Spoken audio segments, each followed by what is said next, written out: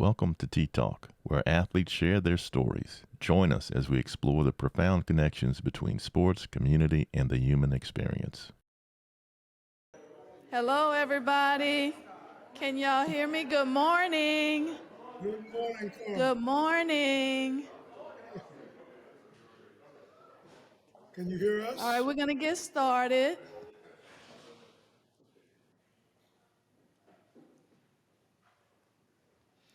For those of you that don't know me, I'm Carmen Jones, A.B. Freeman Business School 1990, women's basketball, track and field, T Club, and I just want to thank and welcome all of you for coming out this morning to our podcast. It's actually on a link that's going out live, so your friends and family that do have the link are watching, so people are actually texting us, talking about how awesome it is right now to be able to see you guys. So we would definitely want to thank everybody for coming out. And this is just part of Black Alumni Weekend, but also moving forward, this is part of T Club. And for all of you that are former athletes, you're all part of T Club. And what we are doing right now is we are trying to archive our stories. And then this was just the perfect opportunity for us to begin with Black Alumni Weekend and the integration of sports. So this is part one. So if you have some stories that you're interested in telling that you know that we don't quite get to today, just let me know and we'll be more than happy to get with you guys and archive your stories because we want to get as many people involved as possible. But again, this is just the beginning. So with that being said, today's part one is going to be moderated by a man that maybe doesn't need an introduction, especially to any of you, but we're going to introduce him anyway. We're here talking about first, and he was actually the first African-American sportscaster in this region. He's part of the Hall of Fame. He's won numerous awards, and he has had an impact on most of our lives, whether you know it or not. Most of you do know it, but most of you may not know the impact that he's had with bringing, I know, women's sports, high school sports, just all sports in New Orleans and in the region. So we are delighted to have him here today. I like to call him the icon. It's Mr. Ro Brown. So I'm going to turn it over to Ro. Thank you. Icon means you're old. That's all it means. All it means. Good morning, everybody. Good morning. Great to have y'all here. Thank you for having me here. No, I am not a Tulane grad. I went to school next door, Loyola, our football team has been undefeated since 1939. Tulane can't say that. I don't care what y'all did the last 2 years, okay? Cotton Bowl and all that. That undefeated since 1939, so I'll stand by that. First of all, this is really a terrific thing that Carmen and Jim and all the people have put together here.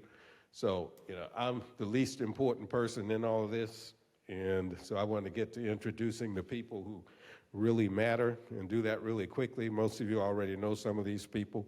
I'll go with the people who are here sitting at the table first.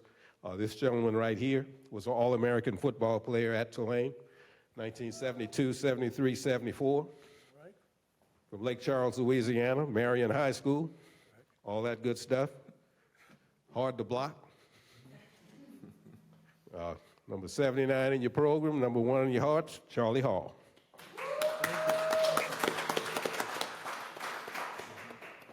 This next guy blocked a lot of people the last 4 years.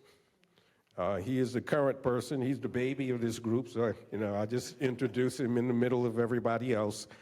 And All-American, I call him an All-American, and obviously a all-conference player here, and a terrific player, and somebody who's going to be playing on Sundays, making a little money starting next year.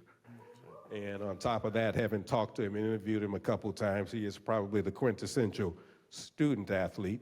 and has one of the best names in all of college football, Sincere Haynesworth. Thank you. I'm going to skip because I kind of want to do the next person. We got some people who are on Zoom.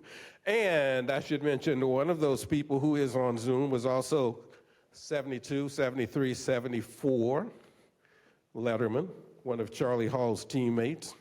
They came here. You guys came the same time, same year and all that. He came from Garland, Texas. Number 23 in the program, as I recall, was a defensive back, a cornerback. I think he could correct me. I think he was drafted by the Rams, if I remember. But by Zoom, welcome. Big round of applause for John Washington. Good morning. Good morning. Full disclosure, the next person is somebody that I've been very close to for about 45 years. I'll just tell you up front. She was an all-state basketball player at Grace King High School here in New Orleans and was the first African-American female to get an athletic scholarship at Tulane University, Sharon Hill. Good morning.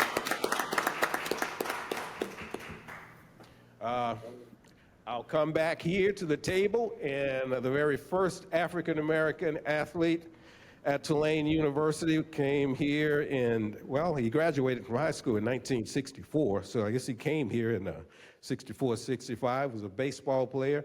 The first African-American athlete really in the Southeastern Conference. Most people think it was Perry Wallace, and I can understand why. Perry Wallace at Vanderbilt, but actually, before Tulane got out of the SEC, this guy played a baseball game there. So to me, he's the first black athlete in the Southeastern Conference. And Steve Martin passed away about a decade ago or so. Terrific guy, terrific athlete, four-sport athlete at his high school, St. Augustine, when he got out of high school. Representing Steve here is the best person to represent Steve Martin Jr.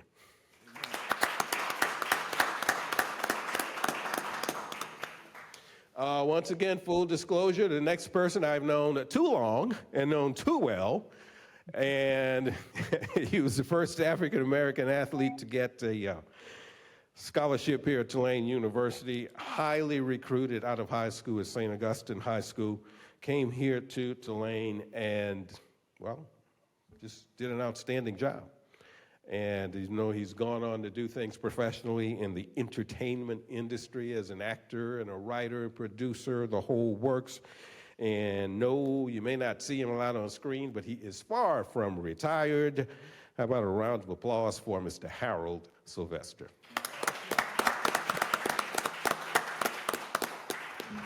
All right, I didn't miss anybody, Carmen, huh? I got everybody?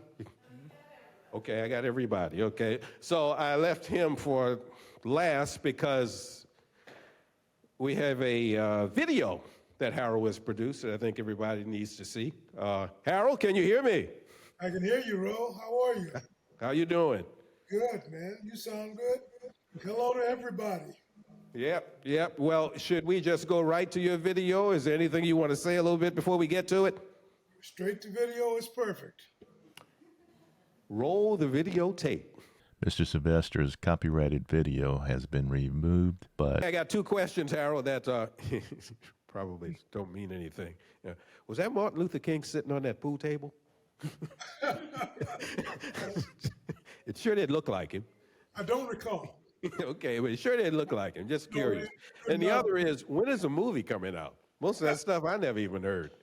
Well, yes, yeah. With the help of the entire Tulane community, maybe we can get it done. No, I mean, the story is on you and some of that stuff you mentioned there. We kind of combined, I guess, I'll take the liberty here, Steve Martin Jr. sitting here, and we kind of have both of your stories together because, you guys were really first and there's some parallels, the whole works, and of course, Steve's son can give all kinds of perspective, and you can give perspective also because, you knew him and was really kind of in the same time. Right. Steve got out of high school in 64, you got out in 67, but still, you know, same high school, and you kind of knew each other. So, you know, you've kind of told a little bit of your story right there. I mean, there's a lot more to it. So I'm going to go to Steve Well, Martin Jr. before you go to Steve Rowe, yeah, I mean, let me bring you up to the Steve Martin Sr. that I knew. Uh-huh. Because essentially we came from the same place. You know, Steve was a senior at St. Aug when I was a freshman. And I was a big fan of him. Me too. All that time, and we were friends through, because he also played basketball above my head. I was a freshman while he was a senior. And if those of us who are older, you remember that freshmen were not eligible back in the day. So we actually never played together as teammates. But I got to observe him in all four sports. The thing about Steve Martin, you know, that always resonates with me, that I always remember, is that when he got to college, or was steered to college, as I like to think about it, because I think we all were to some extent at some point. He did not get placed in his best sport. You know, it was a big sacrifice for Steve Martin to go to Tulane in the segregated South, you know, when he could possibly have been at Michigan or Michigan State, you know, as the brilliant running back that he was, you know, again, in high school. You know, so I think at the start of that, you know, and there's no tragedy. You know, Steve Martin was an incredibly successful human being. You know, but you know, if there was any minimal tragedy, was that he did not get to play his best sport, you know, in college as a result of the times. You know, I mean, and I just want to say a few things about him. You know, I've never met a person, you know, with more profound sense of character, possessed of a more profound sense of character, you know, and brilliance at the same time, combined, you know, with tremendous athletic talent. You know, he was the best running back I ever saw in high school. You know, he was the best in the state. You know, and why he could not, you know, I mean, move on, you know, to a university that was close to home, you know, where his parents could see him and play, you know, the sport that I thought he was most talented in is the tragedy. You know, again, is the only tragedy. But he had a wonderful life, wonderful family, wonderful career. You know, and as you tell, when you hear from Stephen, he was a brilliant man, you know, with a deep heart, and so who suffered a lot of pain, you know, again as a result of the experience. You know, so I mean, I know the Steve Martin that was, you know, the first ever African American to play in the Southeastern Conference. But you know, the better I know the Steve Martin that was a kind of the ultimate human being. And you know, whatever sadness, you know, we can derive, from that story, I think people ought to pay attention to, because it really is kind of the tragedy of the times, you know, that I hope we're on our way to, you know, to correcting right now. He was an all-around athlete. You don't need me to tell you that about your dad. He played all four sports when he was in high school. And I guess football, you know, the thing I remember, one of my favorite high school football games I ever attended, 13-12, state playoffs in 1963. St. Aug beat Booker T or Shreveport. And Steve knocked down, he was playing defense. He was playing both ways a lot of times. He knocked down what would have been a winning touchdown for Booker T. Washington or Shreveport. But the thing about it also is that Steve Martin would have been at Tulane even if he didn't play football. Or he could have been, because he was that good of a student athlete. What about you, Steve Jr., when you think of your dad and what he did, or? Yeah, Well, as Harold alluded to, that I think the end of his story in terms of knowing him as a human being is the most important part. But the beginning of his story, and for all of our athletes here that came to Tulane, his story is complicated. He was a part of a program at that time period when St. Augustine was leading a lot of integration, both with its athletic program, but also academically. The Joseph I. priests at that time were instrumental in placing black students around the country, Yale, Harvard, et cetera.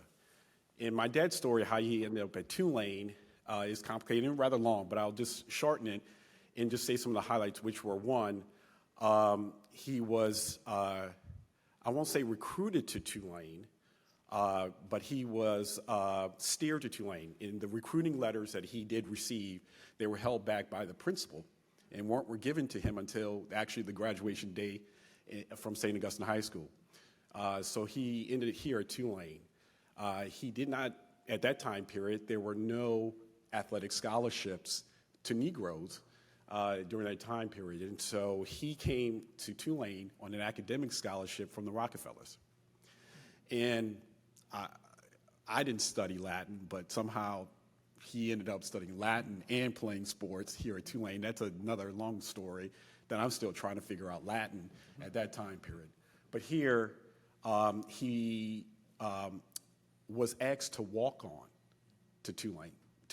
Actually, they started the conversation walking on to the football team. And the idea here and the strategy at that time period, and I have to use general terms because I'm not trying to intentionally call the administration or the athletic department out because there are a lot of figures moving through this time period. But the idea here was that if Steve Martin made the team as a walk-on, look how, quote unquote, look how great this Negro was. And if Steve Martin did not make the team, well, he was a walk-on. That was the strategy. But then he had a meeting with Coach Ben Abity and my grandfather. And the reason the decision was made for him not to try out for the football team was mainly at that time period was that the thought was that he would get killed. Because at that time period, as a running back, if you got tackled in the line, you would not, you couldn't see the knife coming, as my father would recommend, that something could happen in the huddle or the tackle. But ironically, and I'll stop here, is that when he goes out, gets on the baseball team, goes out and becomes an outfielder. So the very thing of him not playing or not going out for the football team, being in the outfield by himself in Oxford, in Starkville, well, the Klan would line up in the backfield along there, and they would mess with him, and they would threaten him. So on one side, the decision by my grandfather and him to not go out for football and thinking that baseball was going to be safer was not safer. So that's a little bit how how he came to Tulane on academic scholarship. He played as a first athlete in 1964, actually freshman as an LSU in baseball, and then the varsity team later on to become to play varsity sport in the SEC. And let me stop there. That starts us. You know, there's a little precedent to some of the things you mentioned. I just want to interject that, if I might. There was precedent to what their fear that they had, because if you ever go to Iowa State University, the stadium is named after a guy named Jack Trice. He was an African-American who played football at Iowa State in 1918. He played one game because the University of Minnesota killed him. Literally, I mean, he died a few days later from the injuries he sustained that were given to him purposely. And another thing, and just because you talk about these things, Steve, and they pop into my mind, I talked to one of your father's teammates one time. No one called his name. Good guy. And this was after your father's death, and I'd never heard this before, but this gentleman told me, he said that Steve was such a good guy, and he said, when we played in Starkville, I think he said, against Mississippi State, he would get all of these phone calls, obviously, threatening phone calls at the hotel room and everything. And this teammate told me that the other teammate told him, that was some of our guys making those phone calls, don't you? And he said, no, I didn't know that. He said, yes, it was. So when you talk about what you had to go through there, that's, the first thing that popped into my mind. For Harold, and I guess for, was it, I don't usually like to put it this way, but you know what I mean. Was it worth it? It was for me. Yeah, because I think you're the kind of person, that I think I am. I'm always the investigator. And I've got two things, Rowan. I think you know me well enough to know this. is that I never had a problem with inferiority. It doesn't mean I'm overly boastful or anything like that. But the bottom line is I've never felt inferior to anybody. And my approach has always been, you got a problem, let's go, let's figure it out. Met life, kind of head on, and that's the way I approached Tulane. It's a contest, and we'll see who's standing. Again at the end. And bottom line is, I think the reality is the lesson that we've all learned, going back all to into those days, is that we can compete, and the overriding message that we don't want to say out loud, or maybe we should, much of the time, we are superior, we are better, than a lot of the competition, and so. But I think a part of the problem historically, has been, folks wanted to prevent us getting to know that for as long as they could. And so yes, I think it was absolutely worth it. And I think it continues to be because we're not finished yet. We got to continue pushing forward. So Steve, was it worth it?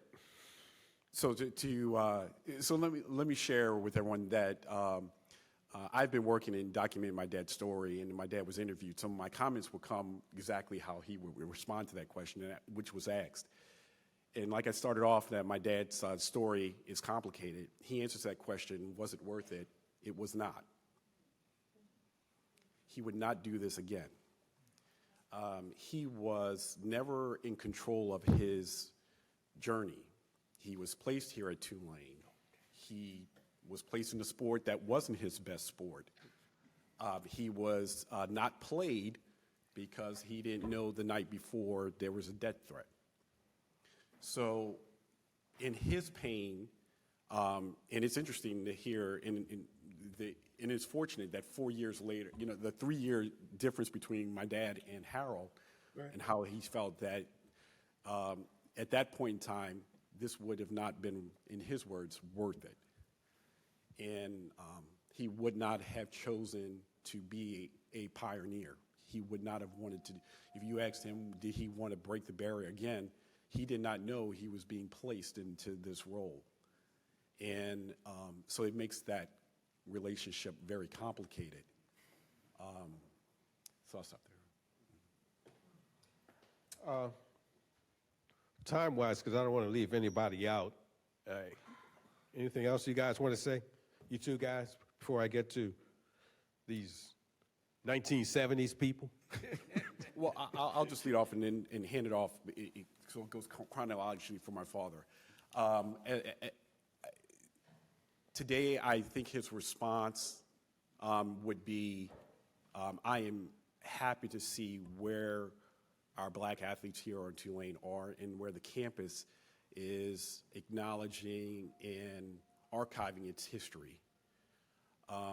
So that's a good thing. And I think that as my dad came back and forth into Tulane, both as a student, as a graduate student, as the internal auditor, I think the time period when Perry Clark and the basketball team started back up, they were specifically asked for my dad, to come back and be a part of welcoming those black athletes back on campus. That I would leave with that helped a lot in his healing. And because he was focused on education, so he chose not to go play professional baseball. So he was asked to go to the Angels. Education was the most important thing. And so his healing is that he got to see his children have a college experience he wished he had and end up with their terminal degrees. That was the healing part for him. Mm-hmm. And at your father's death, he was doing what? And landed where, as he told me, maybe my family would say something different, his dream job, which he became the CFO of Tuskegee University.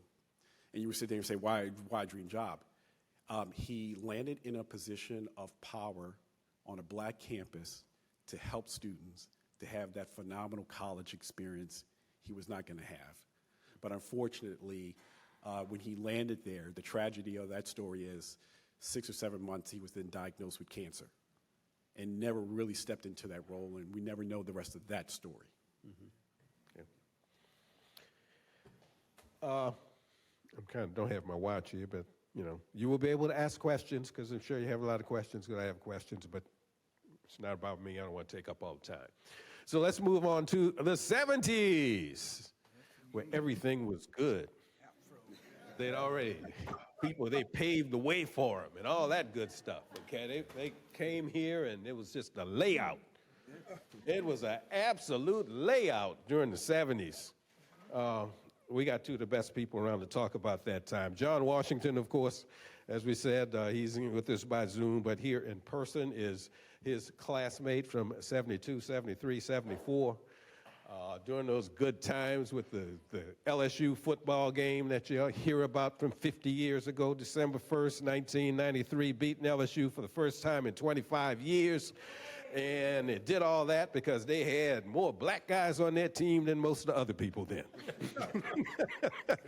I'm just saying what people were saying then. I'm telling you what they were saying. And these were two of those black guys. Charlie Hall. Hey, I agree. Get up close to that mic and tell us your story coming here from Lake Charles. First, I want to thank Steve. I want to thank Harold for what they did because I didn't know the story until he was saying. First time I met Harold Sylvester, I think he was selling tall men clothes at the Bruff Commons when I first met him. Because I was a freshman. But my story is a little bit different. I came up in an area where the school was 70% white, 30% black. So my adjustment coming to Tulane was not a color barrier. My barrier was education. I thought, and I heard him say Dave was academic. I thought I was academic till I stepped in at Tulane and the professor started taking words out of a Newsweek magazine. Spell these words. I'm like, man, I said, I don't know what words. I called my mom up. I said, I'm ready to come back home. She said, oh, no, you staying there. I'm like, Lord. But I was ready to leave. But on the backside of that, I had three guys. I remember their name, Harold Asher, Glenn Harden, and Ben Rollins. They was three white guys who helped me make the decision to stay. Because I tell you what, like I said, I was ready to get out of here because Tulane is academic. And I got my degree in physical education. The one thing that I enjoyed about Tulane, you had a tutoring system. The tutoring system was this, not like you guys do. We went to that particular person who was tutoring. We went to their room and they was able to tutors. But the biggest thing is we didn't have these big classrooms. So we were able to get more of an one-on-one type of work, whereas I'd have gone to LSU or something like that. I think it would have been a lot more difficult. But for me, myself, I was able to go through things and not have to deal with a lot. I didn't have a lot of racial type things to deal with at all. Even when I played football, we didn't have it. The only bad thing I ever heard, and I heard it from a black guy in Michigan. My sophomore year, they had a train station, they had a hospital, they had 110,000 people at the game, and this particular guy called me Uncle Tom. I said, Uncle Tom. Now, I know what y'all know about Uncle Tom, but I read the book.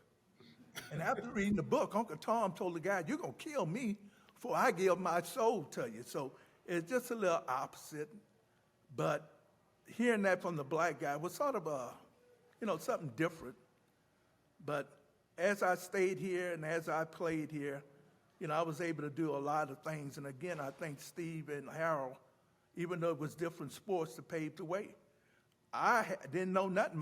The year I signed with Tulane, of course, my mom, she told me, you're going to Tulane. So like Harold said, back then, certain decisions was made by certain people. My mom made the decision. And Jim Pittman was the coach then. He went to TCU later. But I heard the story that they told this one particular guy was a black running back. One of the coaches say, I'm not prejudiced. I don't like blacks and Jews, but I'm not prejudiced. So they say the guy, the black guy, he went and played with Texas Southern. So when I came here, they had left, and I didn't have that. I didn't have to deal with that. But my experience as an athlete, as a student at Tulane, was a great one. I didn't have many tragedies or faults at all. I was able to gel with everybody. The only people who got on us was the students, because they felt that at that time it was only 3 blacks, Robert Johnson, John Washington, who you hear from, and myself. They felt that we weren't really gelling with the students. And I knew the students that was there. They was there for one reason. They came to get education. They came to do whatever they was here for, whether it was going to be a doctor, a lawyer, whatever. Hey, I came in, I was a football player, I played football. I didn't think I was going to be that. But, as time went on, we got better. And I can say right now, Ro, and everybody here, things have changed. We went to a meeting, and I was in the meeting, I'm like, I told John, I said, golly, I ain't never seen that many black guys before. And it was like the whole room, and for you, a few years before you, the whole room was a whole black guy, linebackers, black. I'm like, wow, it was only 3 of us. We count on the fingers. So what has become at Tulane has become great.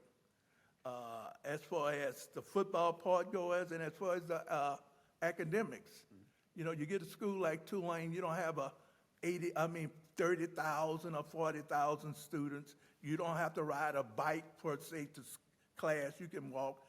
If you get lost, that means that's your first day at school. and like I say, that's a big difference. But I'm just gratified and thankful for what I have. And like I said, I've learned a lot. I went through a lot. But my biggest thing is being able to take those things and put them in front of me. And I have become more and more of a person that does more with God. I'm a strong Christian.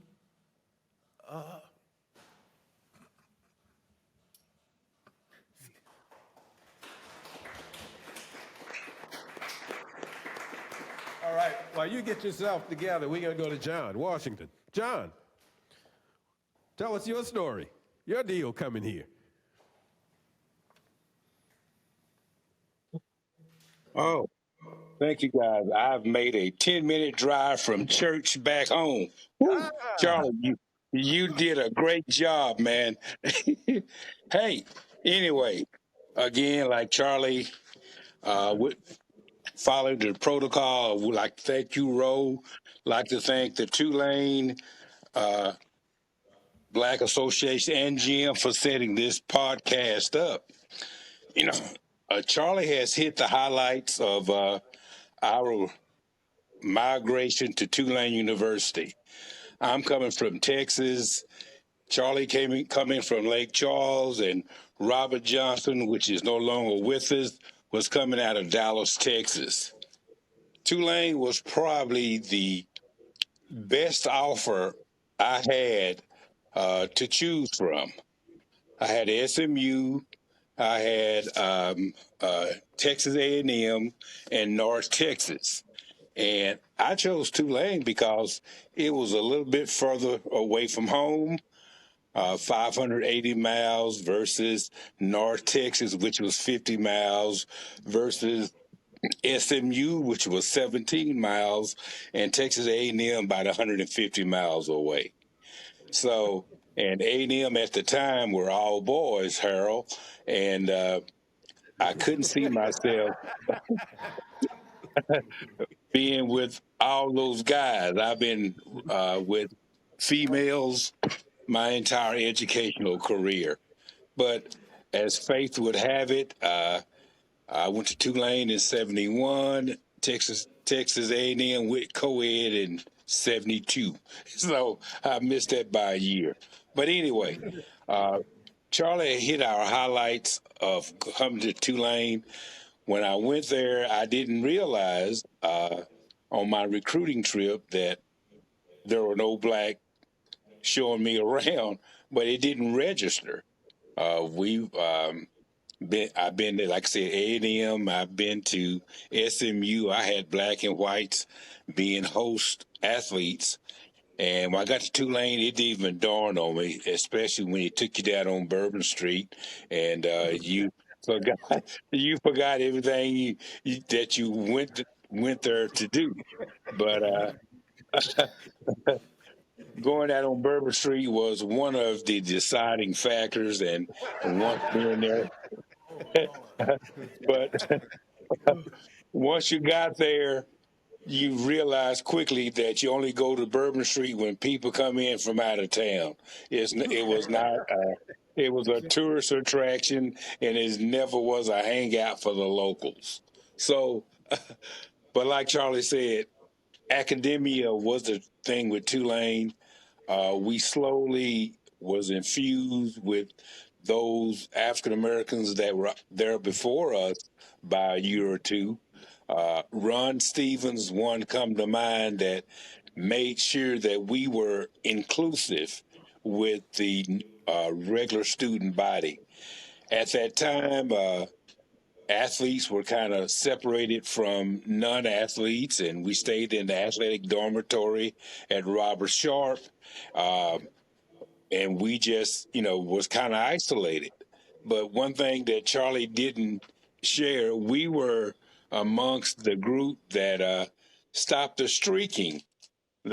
When streaking was becoming very, very popular, and you would get a little notification that University of Texas had 500 streakers. Tulane is going to be next. We're going to do this. Well, we didn't mind them streaking until we had a couple of athletes that got involved in the streaking, and one particular African American athlete, and Charlie and I straightened him out real quick that you don't be representing us by streaking with those other people. So I don't know if Charlie remembered that, but we had one particular athlete that we kind of chastised. We were big brothers then. I think we were sophomores, and that next class that came behind us, we had to kind of do some orchestrating and straightening out some kids. But my Tulane experience was a wholesome one. I've made friends for a lifetime. I was sharing this with Jim that my best friends are not from high school, but my best two friends is Charlie Hall and Wyatt Washington, both Tulane athletes and both Tulane graduates. Wyatt Washington, Murrah High School, Jackson, Mississippi. Yes, sir. Well, I'll ask you the same question because this doesn't just stick for the people of the 60s and the pioneers like Harold and Steve. It was still a period in time where, you had to worry about representation of the entire group, as you mentioned, about using the streaker thing. John, was it worth it? Because, whether I was being a little facetious talking about the good times of the 70s, but, I'm the same age as you guys, maybe a little older. So, I know what you were going through during that time. Was it worth it, John Washington, you feel? Ro, it was worth it. Looking back at it, being a trailblazer, being the first to do something has always never been a forethought, but an afterthought after you look it back over. Of all the choices I had to make and decisions to make, Tulane was the better decision that I made. It was worth it. My degree speaks for itself. You didn't ask me this, but I'm retired now, but I spent 40 years in education, and my Tulane diploma opened many doors for me. So in hindsight, it was worth it. I don't mind being considered a trailblazer or the first to do something, but it was the sign of the times, and We just happened to be born during that time period. Charlie Hall, was it worth it? Oh, yes, it was worth it. Now that I look at everything that I done went through, and like John said, I was in education for 33 years. I was a physical education teacher, and I just can say, when you say Tulane, people listen. And, you know, where I'm from, they got a lot of alumni set up for Tulane, and when they find out you're from Tulane, they're willing to do a lot of things for you. So it was worth the time that I spent here the 4 years, and if I had to do it again, I would do it again. So thank you. Charlie Hall and John Washington. Let's move on to a little bit later in the 70s. By 1978, this young lady became the first African-American female to get a, I guess they called them athletic grant and aid or whatever they called it then, here at Tulane University. She came from Grace King High School out in Metairie. She was a multiple-year all-state player there. And well, I met her, to tell you the truth, I kind of met her because I was one of the weird people who was working in sports media at the time that did stories on girls playing basketball. And girls doing it, you know, why are you doing that? Okay, but that's another story. Sharon Hill, Hello, give us everyone. How your are you? Tulane story. How you doing, darling? I'm doing great. Good to see you. Give us your Tulane story. You heard all of these gentlemen talk about how they got here, when they got here, why they got here, the whole works. What about you? Well, I've enjoyed hearing the stories that I've heard. They've been amazing, and congratulations to you gentlemen who made it, who gave people like myself strength to undertake such an enormous challenge. So my mom raised 7 kids. My father was in the military. He died when I was 2. My mom worked as a housekeeper, and I had 4 sisters, 2 brothers. And out of the girls, I perhaps, without question, I was a tomboy. And to this day, I think of those boys who I caught football with and played basketball with on the canal bank, how they groomed and shaped me, actually, and prepared me for an opportunity at Tulane. I went to Grace King. I loved it, had a fantastic time there. Then was recruited by Tulane, and I had the opportunity to select where I wanted to go. I had several offers, about 26 approximately, but I chose Tulane because I wanted to invest in my future, and it has paid off. When I arrived at Tulane, I would pass the campus all the time, and I just would be in awe in terms of how beautiful it was. But not once did I think that I would actually set foot on that campus and be a student with my education paid for. So I've been really blessed, and I've not taken anything for granted. My players that I played with at Tulane, I think of them often. We were very different, from very different cultures, and somehow or another, we were team-oriented. We had mutual respect, so I didn't go through the harshness of barriers that you gentlemen have gone through. Yes, I did have challenges. Education, definitely.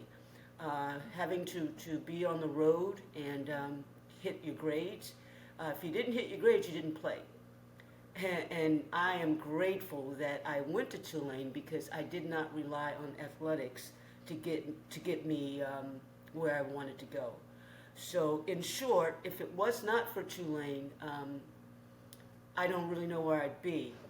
The caliber of jobs that I've worked in the Middle East region with the United Nations. For 6 years, I've worked for Kellogg Brown and Root.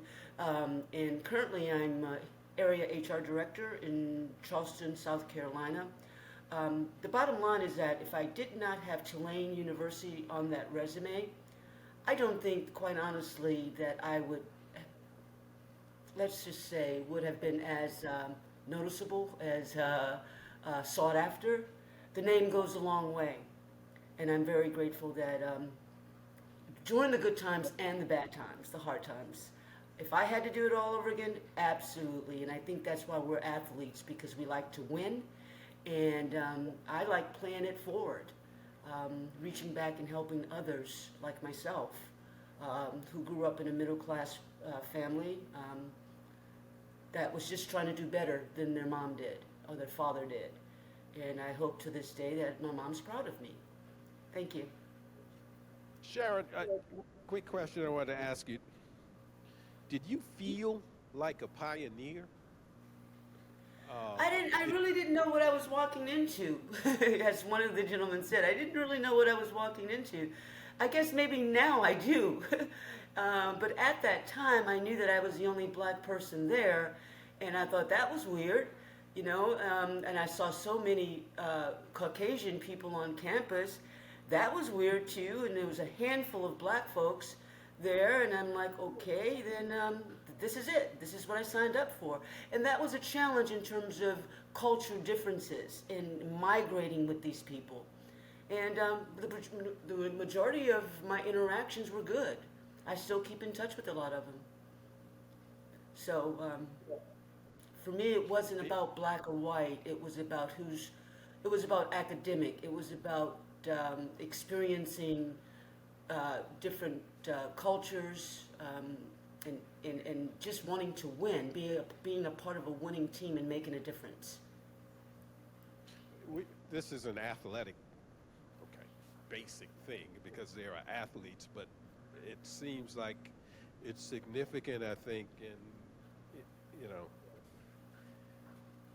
everybody's talked about academics in that story. Everybody's talked about academics. And I think, do we tend to sometimes overlook that part of it? That not only was it what they were doing on the athletic field or the court, but they had to compete and, excel or not excel in the classroom. Charlie, you mentioned that first. I mean, how do you guys feel about that? Well, basically, if you don't get the grade, you don't get to play. Absolutely. And like I said, I was just overwhelmed when, like I say, when I went in the classroom and this guy started doing Newsweeks, and I just blew my mind because I seriously, where I came from, I thought I had a good educational background, but I didn't. And like I said, just the idea of the people reaching out to show they care for me, they want to see me make it, that made a difference. But academics at Tulane stand for academics. Mm-hmm. It does. Go further back. Harold, the academic side of it. The academic side of it here in your student life. Yeah, extremely important.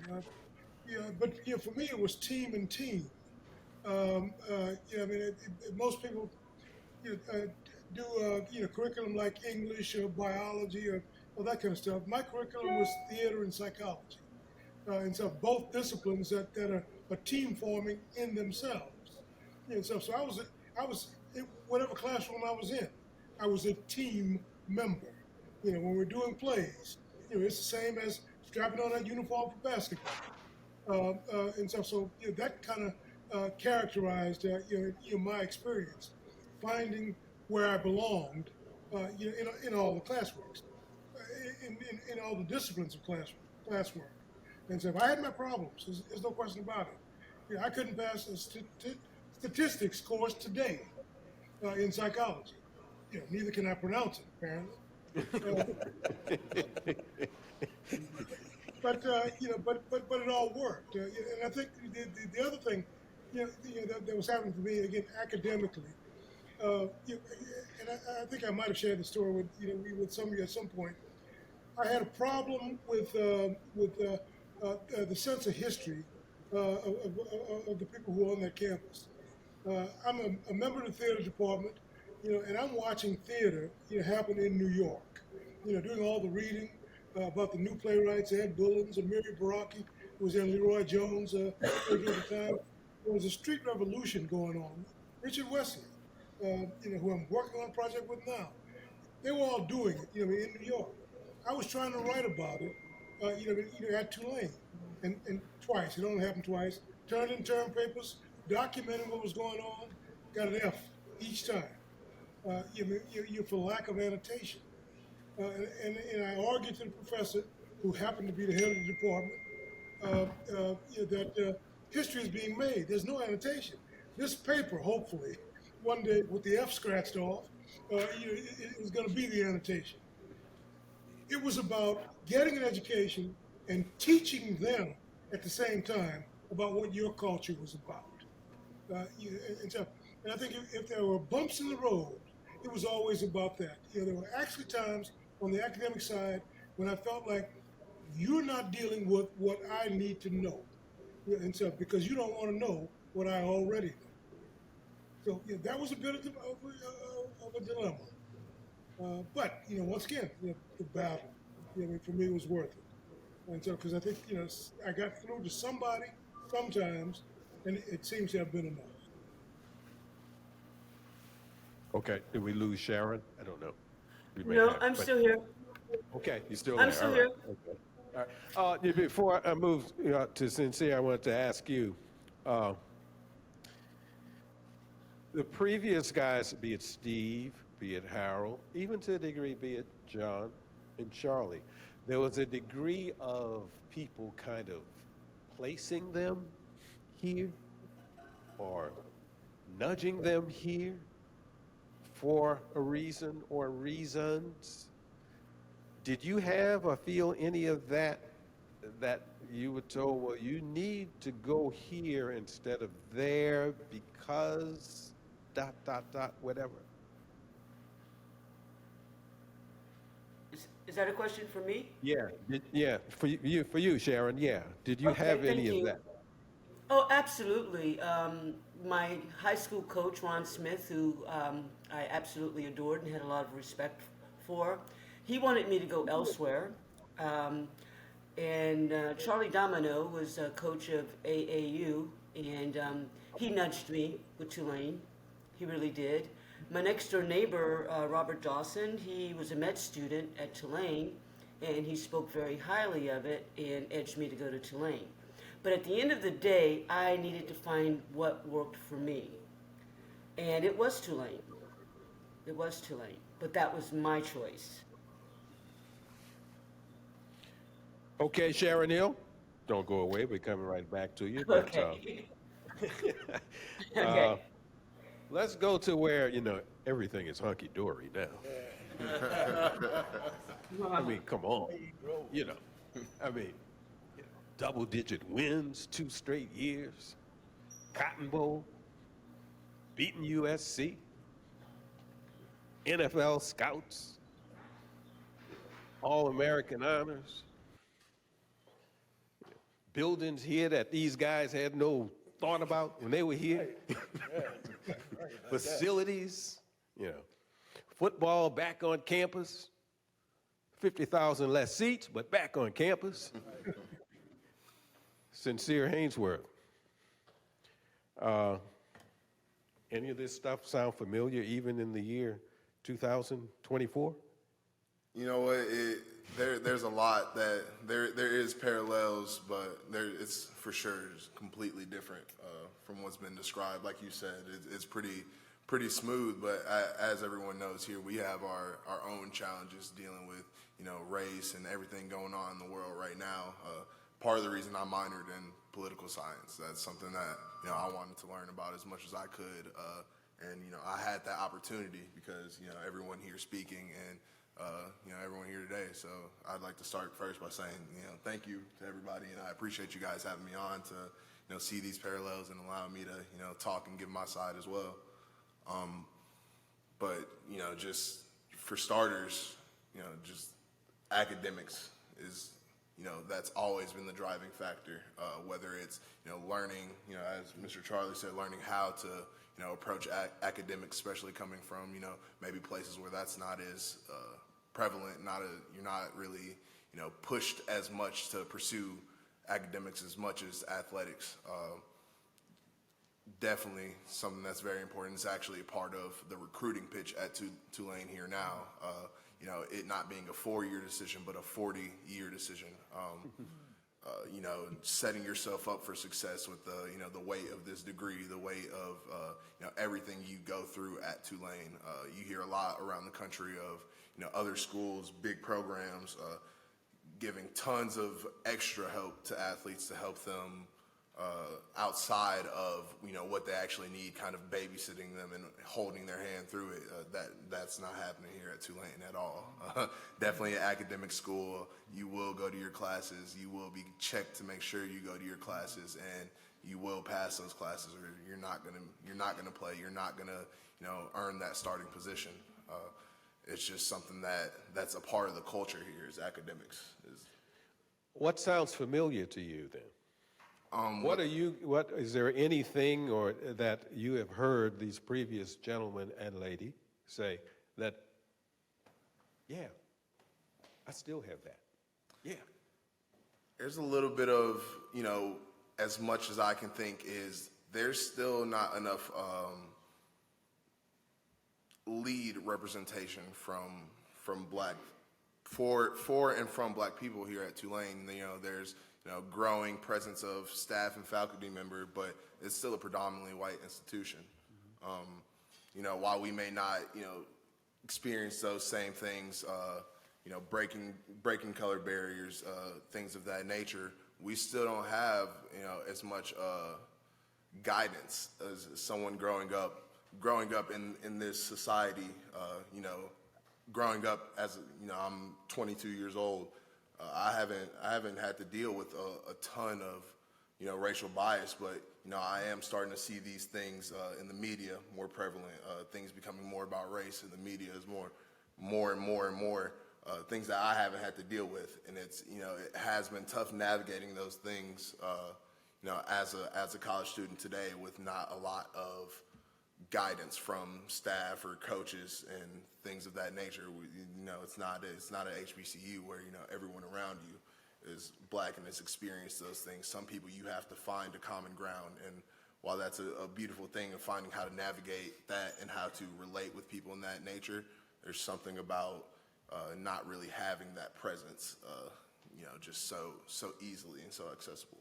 Mm-hmm. Old people on the panel. What do you think about that presence that Sincere is talking about, that lead presence? Could you ever have imagined then something like that even happening at Tulane, having any degree of, as he called it, lead presence? Anybody? I think it may not be apparent as it should be. But I think there is some happening there, even as we speak. You got to look at people like, Carol and Barbara Pierre. Who is there? Carol Bebel, who was doing some community liaison stuff between Tulane and the rest of New Orleans. Some of the contemporary students and stuff who are reflecting on, what we did in the past. And I'll give you one example, Soul Bowl 70. That was entirely a student initiative. Harold, stop. They don't know what you're talking about when you say Soul Bowl 70. We do. Tell them. Have they not got the internet, bro? They don't know. Tell them. You can't. It's the news coming out in me. You can't assume they know. Guys, well, we actually put together a concert in 1970. We started obviously the year before, student-driven, and proposed, that we take Tulane Stadium and just invite, the best contemporary artists and have a concert in order to raise funds for scholarships for African. Okay, and tell them who was in this concert. It was. Who was on the bill? The bill was Ike and Tina Turner, James Brown, Isaac Hayes. Help me out. That's enough right there, okay? All right, you can go on what you're saying. I just wanted to make sure they knew what Soul Bowl 70 was. Rare Earth, Junior Walker, and the All-Stars. it went on and on and on. But, bottom line is, successful on a lot of levels.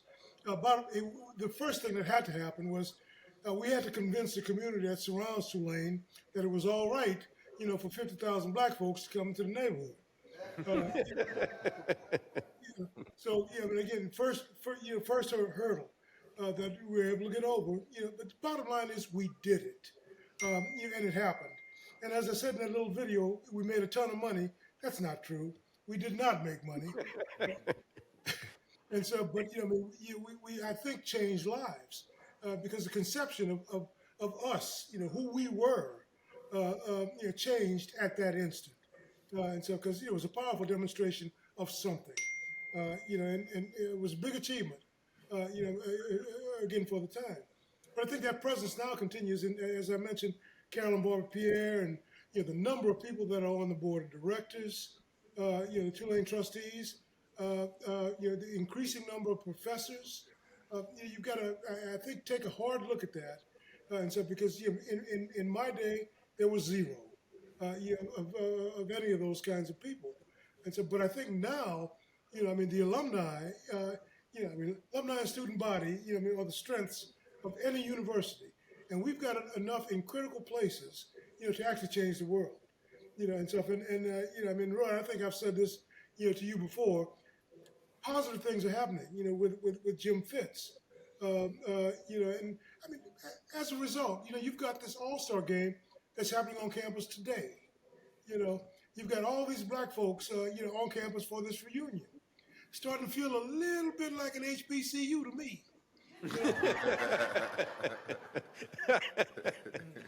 If you just think in those terms, we have come a long, long way, and let's keep moving. Any other panelists? I can say today, Tulane.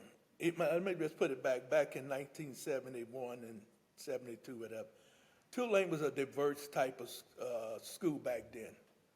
I saw the discussions they were having. I can't think of the particular candidate that was running for president that come through Tulane.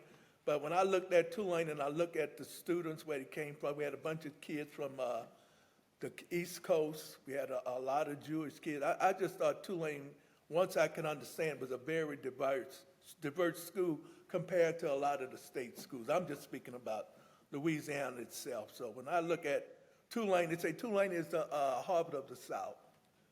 And I might not have been the greatest kid of education, but I could understand. And I look at it today, and as me and John saw in the meeting, just not the other day, just see how the students today interact with each other at Tulane compared to when I was here. So I think Tulane, as Harold said, has made a lot of strides.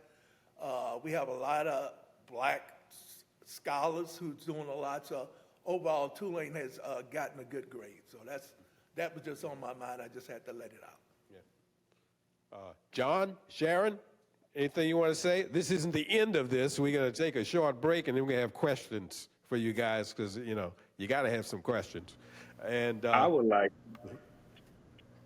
go on. I would like to add to something that Charlotte said earlier, is that even though he said we were just PE students, but you got to understand that back when we was going through, they were developing the university college, and even though we were PE majors, we had most of our undergraduate class were future doctors. We had kinesiology, physiology. We had the PE courses of the actual sports that we were in training with. But most of our coursework was with pre-med students. So don't think that when he said PE, oh, those are a bunch of dumb jocks. We were trained and taught to be along with future doctors of this country. So, but academia has always been a strong point, and I started in education as a teacher and a coach, went into administration, and rose to be an assistant superintendent, and 40 years of doing it. So it's with that solid background in education I got undergraduate from Tulane University. So academia and academics is very, very high. And Charlie quit saying that it's just an old PE teacher. I mean, Where we, the curve? we, John, where the curve? Where the curve? all right. And you know, John and Charles, you mentioned that the PE thing. You know, I can remember, and I got this from my father, who knew everything as far as I was concerned, especially at that particular time. When Tulane did emphasize athletics in the 50s. Athletics, they did. You know, that's when they got out of the SEC and all that. And then they made it so that you couldn't major in physical education, he told me. They brought it back, okay? They brought it back by that time, but they'd gotten rid of the possibility of majoring in physical education. And like you said, when it came back, I've talked to people like you before, you know, it was nothing but science. It's tough. A lot of it was nothing but really science classes, to tell you the truth. And so I know exactly what you mean. Sharon, anything you got to Yes? say before we go to break on this or anything? No, I completely agree with what I've just heard. I believe that was the excitement of being a student at Tulane, the diversity. People from all walks of life, even though we had very few black representation there, the cultural experience was outstanding. And I think that everyone that I was with on my team and students that I met, medical students, dental, archaeologists, engineers, the whole ball of wax. So the opportunity was there. You just had to go and get it and go and take it. And that's what I did. Academics, education, representation. Those are three words that I keep hearing a lot in this thing. Different times too, things being done for different reasons, and people coming here for different reasons, and some people coming here on their own volition. Some people being, like you said, like Steve said, steered here and expected to carry a mantle and carry a heavy, heavy load. Take a break right now, a short break. Questions when we come back. Don't leave. It won't be long. Sharon, John, Harold, Stephen, Sincere, Charlie, thank y'all. That doesn't mean we're getting rid of you. You're not finished yet. We still got work to do. We're going to take a short break, and we'll be right back with all your questions. Okay. Thank you, sir.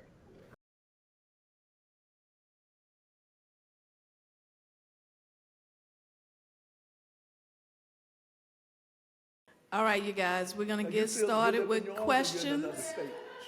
Chicago. Yeah. Questions and Windy answers. City. Oh, man, snow.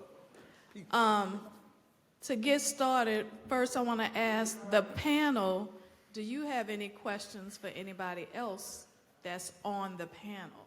So can you guys, y'all can ask your questions to each other right now. Let's start with that. Y'all been listening? You don't have any questions? I heard you, ma'am. No, I've got a statement. Okay. I would love to thank Charlie Hall for not bringing up the recruiting trip that he took to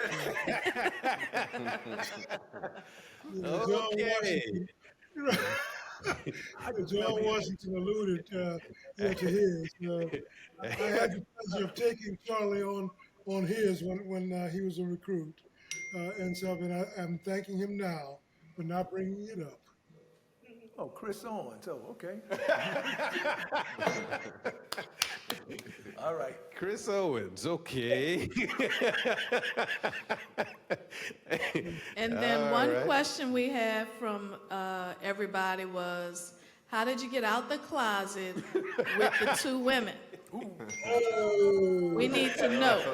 We need to have that information. Harold, that's not my question, okay? That was not mine. We need to know. Are we recording? Yes, we are. If you go back and review the video, it did not say two. It said two naked white people. It was not two women. it was a man and a woman, and I politely walked out, because I was not supposed to be there. I have to tell you the whole story for it to make sense, but I was very out of place for a number of reasons. Being the only one with clothes was the start. So it was a different time. All right, you guys, and another question to, go ahead. Yeah, Harold, I want to ask you a question. I know you played against Pete Maravich. I Right. just want to know, how did that game go? How did you feel while playing against a person like Pete and Apple? I remember Apple Sanders, I think, so I know you was the only Right. brother out there, but how did you play that game? That's a whole long story. I'll give you a capsule. I knew Pete from high school, and so because they were trying to recruit me, to LSU. As you remember, his dad was the coach and all that stuff, and we could have played together, and so we were actually friends. Before, we're in combat, against each other. But the first time we played him, again, was in December '68 in a triple overtime game. Wow. We beat them 101 to 99. But the bottom line is we beat them. In the course of that game, there was a riot. A riot broke out, and the state police had to come in to clear the court, and we finished the game with them standing around the edges of the court. And then consequently, after the game, after we won, they escorted us all the way back into New Orleans. And so that was the beginning of my personal rivalry with LSU and Pete Maravich. And that was, of course, the year that we beat them. In '68, '69, we beat them twice. Wow. And so it was an eventful, first varsity year, for me, and for Pete as well. Another little side story. 20 years later, and this is the honest God truth. 20 years after that game in 1969, I get it happened on my birthday, February 10th. I'm reading the LA Times, and there's a sports article, that says 20 years ago today, Tulane, in the picture of me and Pete, it says LSU's Pete Maravich drives around Tulane's Harold Sylvester to score 2 of his 66 points. And then they gave the score. I went ballistic. Because he did score 66 on me, the defensive specialist. But we won the game. And that was the whole thing. So I hope that characterizes that whole year. It was eventful. Harold, this is Roe. Roe. You go to the Maravich Assembly Center and you walk around the concourse, there's a picture of Pete Maravich. Guess who's guarding him? Uh-oh. Uh-oh. I was there 2 weeks ago. Amazing. Yep. Guess who's guarding him? Not And it does Billy, not but say- you. Right. Well, you know what? But see, that wasn't the worst of it, man. He only got 66 that second night. But the night before he got 70. So I improved by 4 points. All right. Anybody out there in the hallway want to come in? We got questions. Anybody has a question? Come on up. We've got Sharon Hill, the first African-American female to get an athletic scholarship at Tulane. We've got John Washington, 72, 73, 74 defensive back. Harold Sylvester, the first African-American male to get an athletic scholarship at Tulane. Steve Martin Jr., the son of the late Steve Martin Sr., who was the very first African-American athlete at Tulane and in the Southeastern Conference. Charles Hall, All-American defensive tackle in 1972, 73, 74 here at Tulane, and current All-American, Sincere Haynesworth. Yes, sir. Your name and question. My name is Brian Stewart, and I have a question that's directed to all of you. What is your favorite or most impactful memory at Tulane? Favorite, most impactful memory at Tulane. Who wants to go first? Charlie? I would say my sophomore year, and to think about it, they had a running back from Boston College named Esposito.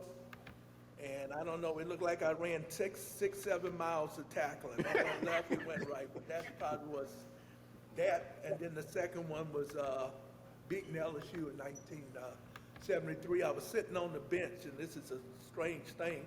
You know, everybody's screaming and howling, and all they say, we fumbled, so I had to sprint on the field. So those are the two most memorable ones that I can think of right now.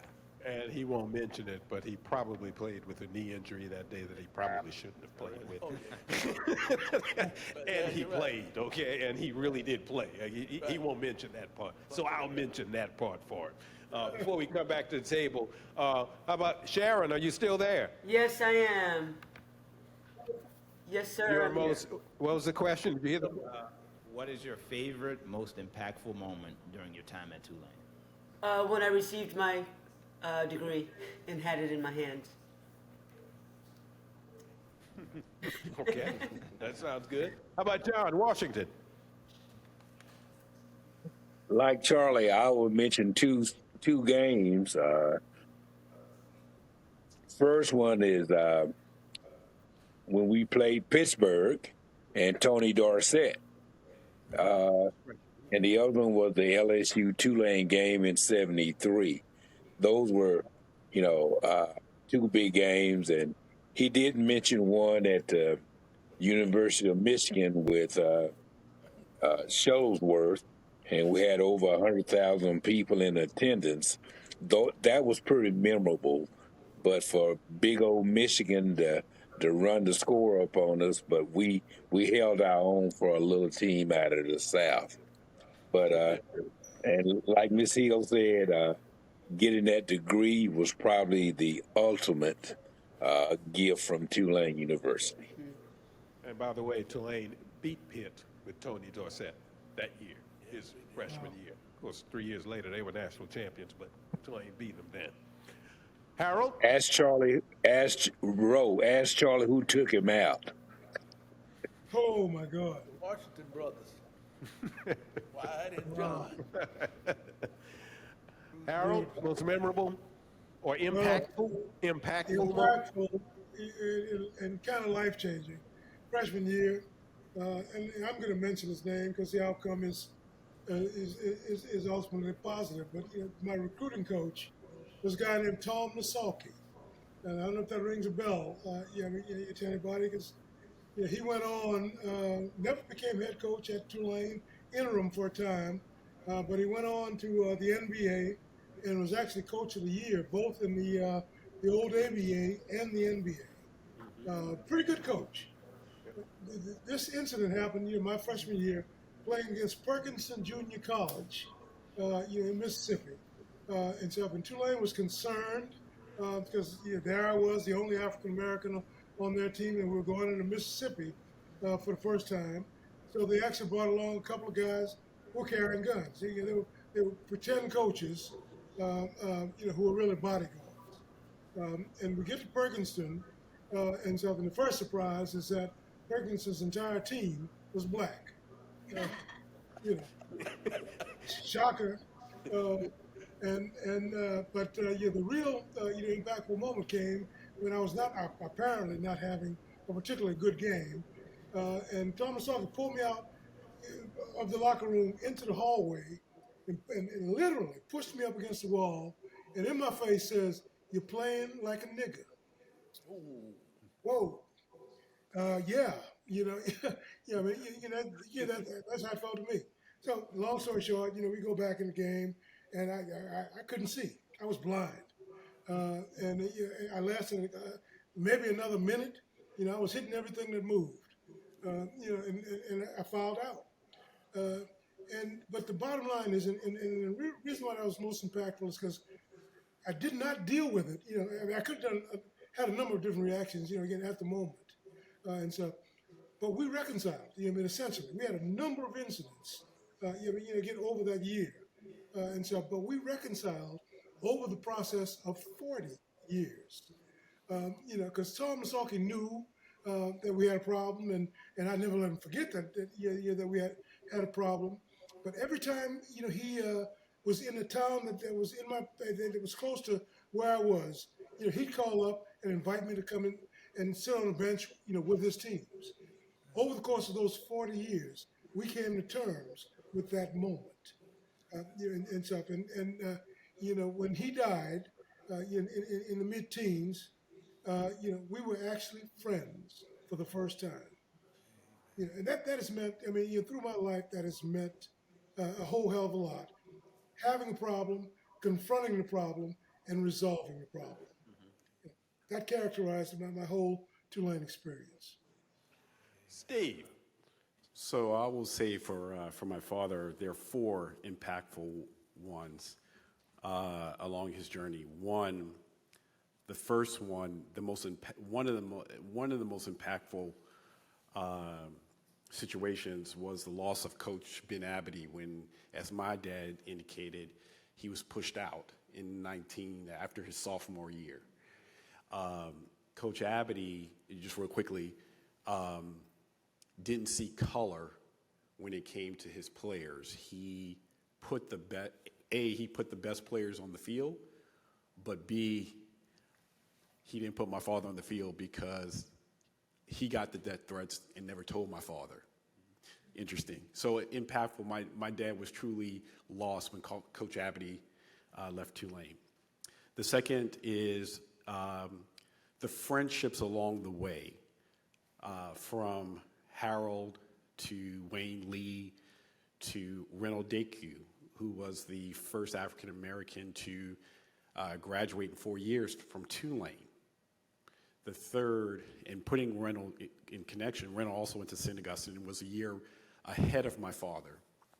The third impactful was that Reynolds introduced my dad to my mother in 1967. So he met my mother here at Tulane, but she didn't go to Tulane at that time. That's kind of impactful. And then finally, the fourth impactful, as we all heard the threading theme, is he got his degree, which was critically important for his parents.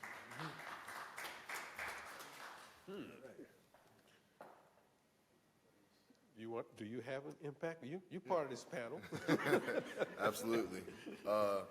So I would say the most impactful moment during my time here at Tulane was, I believe it was my sophomore year, really at the start, I'll say, well, not the start, but start/height of kind of just everything, the social injustice movements that have been going on for the past few years.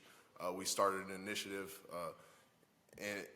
within the football team called Wave of Change, and it was kind of a time for us to put football aside and talk about our differences as such a diverse team. We have from white, black, Asian, Hispanic, all types of different backgrounds and people able to put ball aside, because that's usually what brings us together, and talk about those differences and really help educate each other to go out and then educate more people.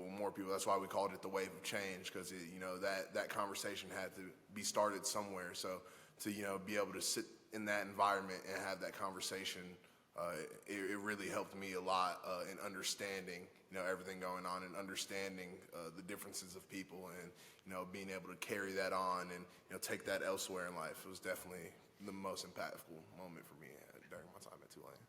Thanks for your question, sir. Navigating the muddy waters from Steve Martin to the Cotton Bowl. Next question. Name, please. I'm Journey Smith. I'm a senior here at Tulane. And my first part of my question is for Mr. John, and it's asking about the SEC. So after the Cotton Bowl, and with Tulane ranking so high, especially this season, at the beginning of the season, there's been a lot of conversation about Tulane and its relationship with the SEC. So my first part of my question is, why do you think, what were the motivating factors for Tulane to leave the SEC? And then Sincere, how do you think Tulane would have been different if we were still in the SEC? Facility-wise, funding-wise, what changes do you think would be made if we were still in the SEC. And that's a question for who? The first part is for John about For John Washington? Well, Steve, sorry. Well, actually, I'll jump in and let John.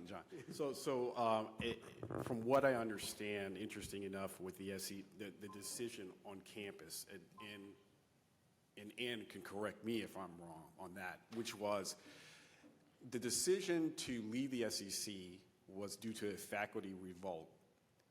As I understand it, that the institution did not want to spend money on athletics, ironically. And so instead of funding up athletics, Tulane went down the academic route. Now, you would sit here and say they should have followed Vanderbilt and could have a big check now and just take the bumps, but that was the decision, in 1964. It was voted on, and then 1965 is when, at the end of that time period, that's the end of my father's sophomore year, that the institution decided to move away from the SEC. Oh, you didn't ask me, but there has always been, whether they want to admit it or not, a fairly substantial faction of people on campus who don't want any athletics here at all. That's not new. That goes back. That goes back. I mean, that's not something that just started. I mean, that goes back when Tulane was a power like Alabama is in football. And Tulane was that way in the 20s. Okay, and it goes even that far back. And so there's always been that. And like I always said, but that's a good question. I mean, the rest of you guys can answer how different it would be. And Steve kind of touched on it. Vanderbilt gets the same size check that Alabama and LSU gets every year. Okay, they get the same size check. And we know what that is. Georgia Tech left the year before. That's right. Mm-hmm. Yep. That's true. That's correct. Mm-hmm. That's correct. And to answer the second part of your question, I think if we were to have been in the SEC leading up to the point we're at now, I think we would have, had the means and the facilities to get to this point a lot quicker. Like they've mentioned, the checks that these schools get, they allow for just more space for, each team to have their own workout facilities, cafeterias, things of that nature. We're just recently learning how to, compete with these other schools without having the same access to facilities and things of that nature. So, by now I think it hasn't made as much of a difference because we're starting to learn how to work around those things. It takes a certain type of recruit to be able to thrive in that environment, and to have less money and less facilities, things of that nature, to still be able to perform at that level. We're just now kind of finding what it takes to be able to do that.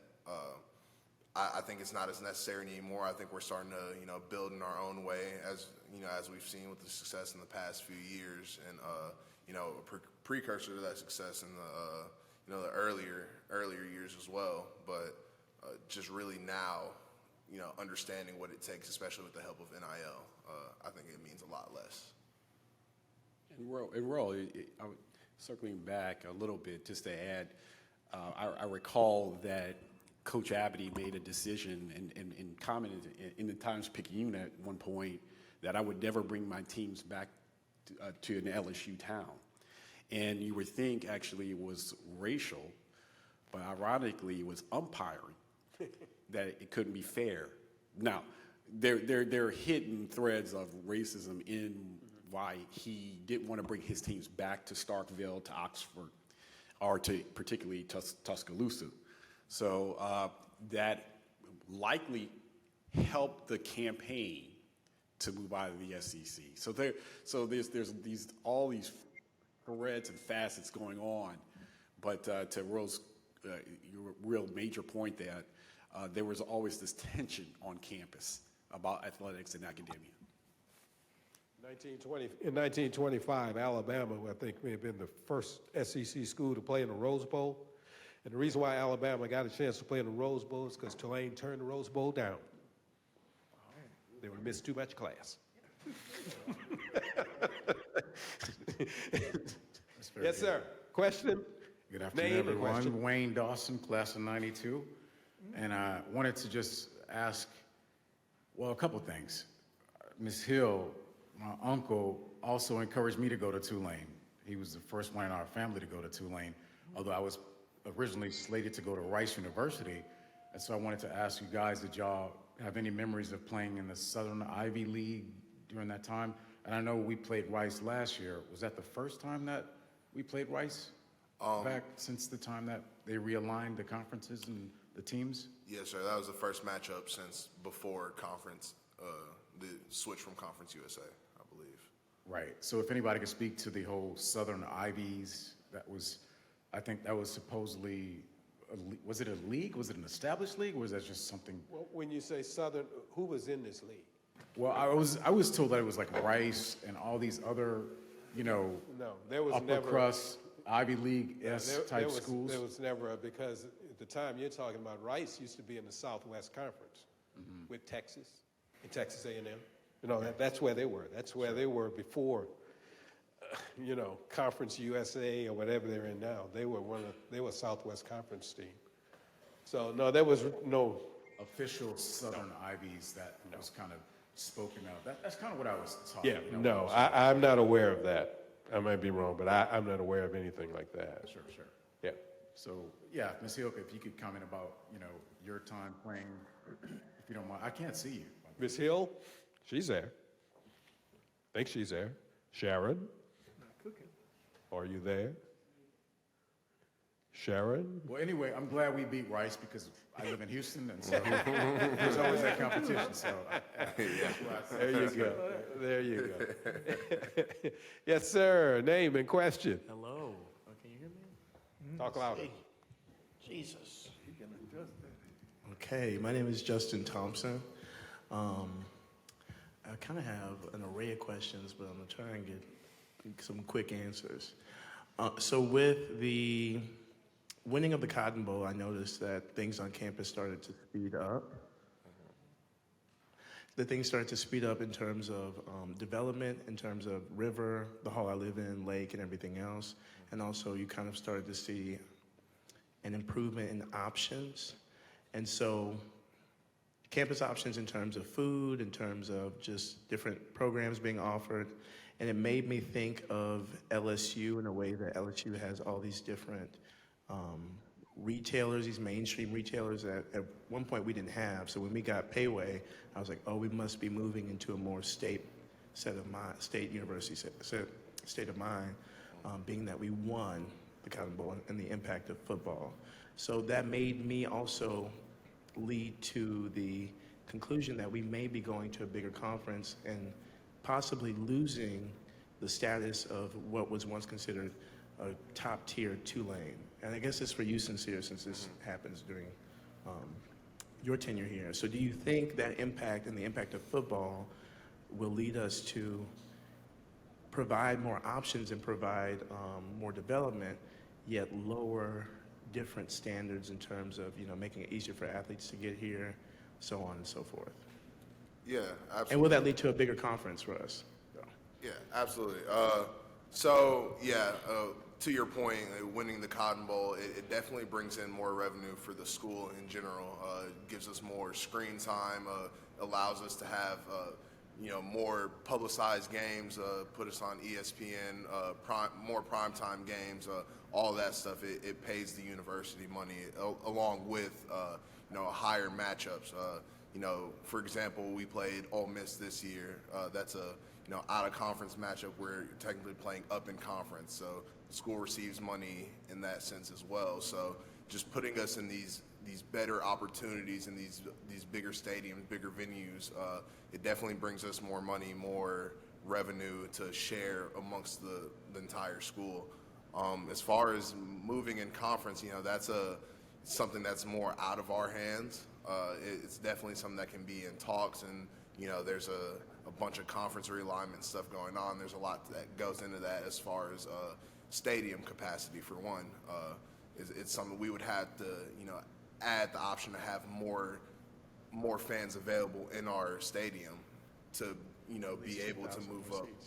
Yes, to continue to move up in stadium. That means more fans are coming. We're getting more recognition. So there's a lot to go into it, but definitely trending in that direction. We're really at the point of the teams that just left our conference.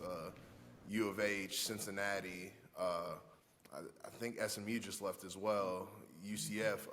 All of those schools went through a time period where they started to see a turnaround in the recruits they were getting, the development of the schools and the teams, just really taking a step forward. And that started, a few years ago. We're just now starting to hit the start of that trajectory going up. And so it will take a few years, I think, but as long as we keep having the success we've had the past couple years, it will definitely, be something that's in talks and available. Gotcha.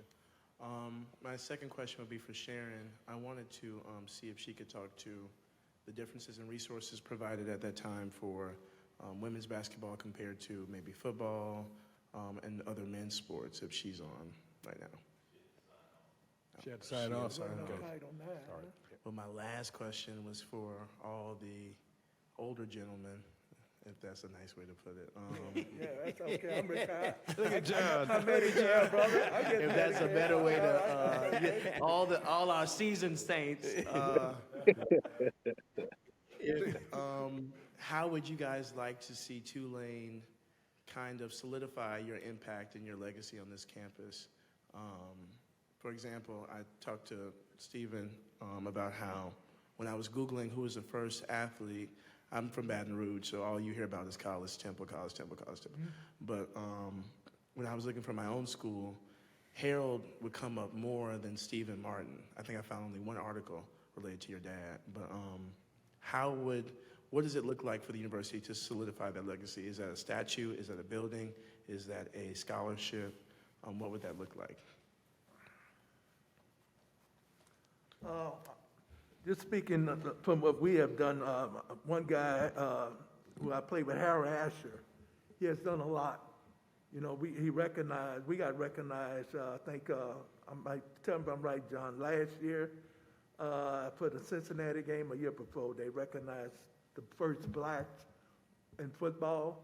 Right. And I think he's trying to do something, but the recognition that they have shown as far as me and John has been great.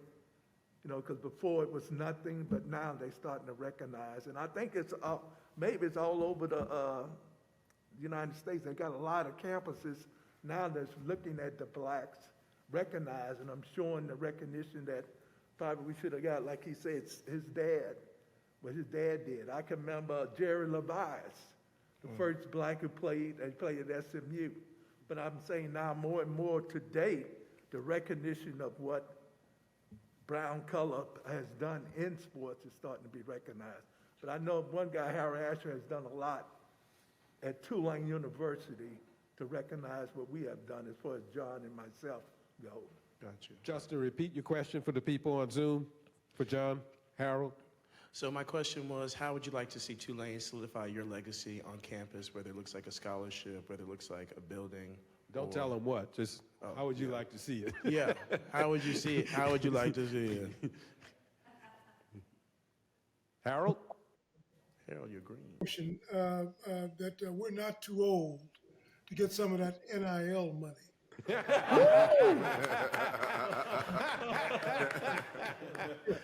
Reparations. Exactly. And the plan that I'm thinking about and I'm actually working on is just to do what Charlie just started. Is that little capsule profiles on who the players were through the history, again in the university. And I think that doesn't just include African Americans. There's a special section, I think, for African Americans. But bottom line is, we know each other's records and stats and that kind of stuff. We don't really know each other as human beings, as people. It'd be nice to just capsulize, some of those stories and put it on something that invent something. Call them like baseball cards, basketball cards, whatever you want to do. But little biographies, if I can, that we can distribute Yeah, I mean, to people who might want to know, what the past has been. John? Well, I don't think, I'm just speaking personally, that I will probably never get a building named after me, but just to record us in history in the proper chronological order. And you can see how Tulane has changed and built on the fact that Harold Sylvester was the first African-American basketball player, that John Washington, Robert Johnson, and Charlie Hall were the first 3 African-Americans in 1971. Just include us in history and portray us accurately as our roles as being pioneers or trailblazers into that great university. If I could interject on that a little bit as well. I think one thing that has solidified at least these two gentlemen and your father in history. So the Stephen Martin Scholarship Award or Scholars Award presented yearly to a student athlete, one male, one female Black student athlete, to just highlight the achievements they've done in their respective sport and in academics. I was actually lucky enough to receive that a couple years ago. I think that's a great way to honor late Stephen Martin. And then Mr. Charlie right here, I walked past his picture every day for 5 years up in the facilities, and got to hear a lot about Mr. John Washington as well. The pioneers of Tulane football, who broke the color barrier for Tulane football. So it's pretty awesome to have at least those little tidbits to that's how I learned who Stephen Martin was. I was able to go do my research and learn in that way, and to have like you said, I believe it was Cincinnati last year, to have these gentlemen come and speak to us and be honored as well. I think that's a great start, but to your question, it's just a start. I think there's definitely more that can be done. Something that could be displayed for everyone to see, not just in that section of Wilson where football players may see and do their research, but it's important for all student athletes to know this information. Stephen, anything you want to say on that? I would just like to compliment Tulane since 2015 when the SEC was recognized, going through its 50th anniversary. And my family wrote the SEC and just reminded him a little bit about history. I'm glad to see the Tulane, the admission leading the Tulane History Project. I think the accuracy and the documentation, and as well as all of these gentlemen have said, that just ensuring that it's there and available and documenting is a wonderful step, and it would have helped quite a bit in my dad's healing as he went forward. So great work by Tulane so far. Got to keep pushing though. Yeah, and that's a good point that Stephen makes right there, especially for you, Justin, because College Temple wasn't the first at LSU. But that's what everybody says. You just told me something. You just underread 20 years. Ask College Temple who hosted him on his recruiting trip to LSU. He'll tell you it was Lloyd Wills from Carver High School here in New Orleans. Wow. But he was a track guy, so they don't count him, I guess. But he was there before college and competing and making all SEC too. Wow. So the more you know. It kind of goes to what Steve just said about, that you had to call the SEC and let them know. And ironically, fortunately, it was quite easy because actually the commissioner at that time was the commissioner before he got to the SEC was the American Conference. So live. Yeah. So he knew Tulane, and he quickly told the staff, as he shared, is that, oh yeah, Tulane was still in the SEC, and oh yeah. And so it was really good that we have this opportunity to really begin to document all of this work. Good question. Thank you. Any other questions? Come on up. State your name. My name is Jim Becknell. And first, I want to thank all you guys for being here today. To have, people with created history, being trailblazers, and being able to pass some of this on to everybody and make it available is a wonderful thing. So thank you again for being here. And Harold, I can tell you at least one university, the athletic department, has started NIL for previous players. Where they sell their jerseys and they give a percentage back to the players. So maybe we need to push them to do that here. Huh? So my question for you guys. Yeah, he likes that. He's Look thinking at about it. My question is going to be a little bit different for all of you. What was your worst moment at Tulane? Because oftentimes, kind of what defines us is going through and struggling through difficulties and using our support networks and what have you to get through it. So what was your worst moment at Tulane? I can start on that. Definitely during my junior season, we went 2-10, and we're just going through a lot of rough moments and rough times. Just in general with staff members, with players on the team, just all of us in general, not having a great time. Of course, that was the year we got relocated to Birmingham. During Ida.